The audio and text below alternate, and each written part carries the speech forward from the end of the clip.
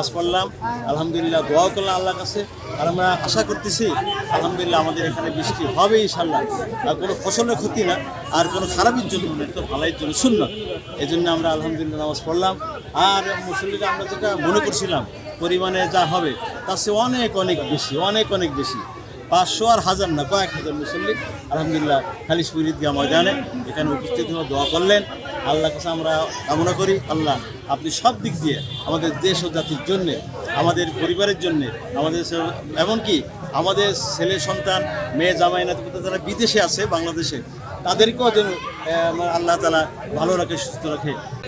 আলহামদুলিল্লাহ, আল্লাহ তাআলার শুকরিয়া আদায় করছি যে আল্লাহ রাব্বুল আলামিন এই প্রচণ্ড গরমের মধ্যেও এখনও কবরের বাসিন্দা না বানিয়ে দুনিয়ার বাসিন্দা রেখেছি। তো সেই কারণে মানুষ যখন বিপদে পড়ে, সেই বিপদের থেকে মুক্তি পাওয়ার জন্য মহান আল্লাহ রাব্বুল আলামিনের কাছে সাহায্য চাইতে হয়।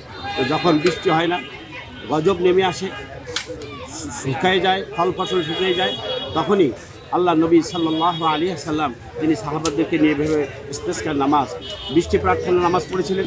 আমরা এখন প্রচণ্ড গরমের মধ্যে আছি, আমাদের মা বোনেরা কষ্ট পাচ্ছে, শিশুরা কষ্ট পাচ্ছে, বৃদ্ধরা কষ্ট পাচ্ছে, অনেক গাছের ফল শুকিয়ে যাচ্ছে, সেই ধরনের বড় হয় নাই।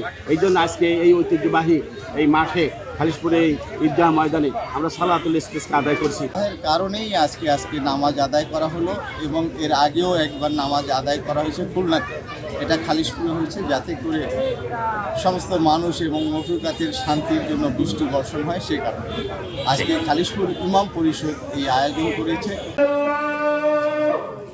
আপনি আমাদের রব।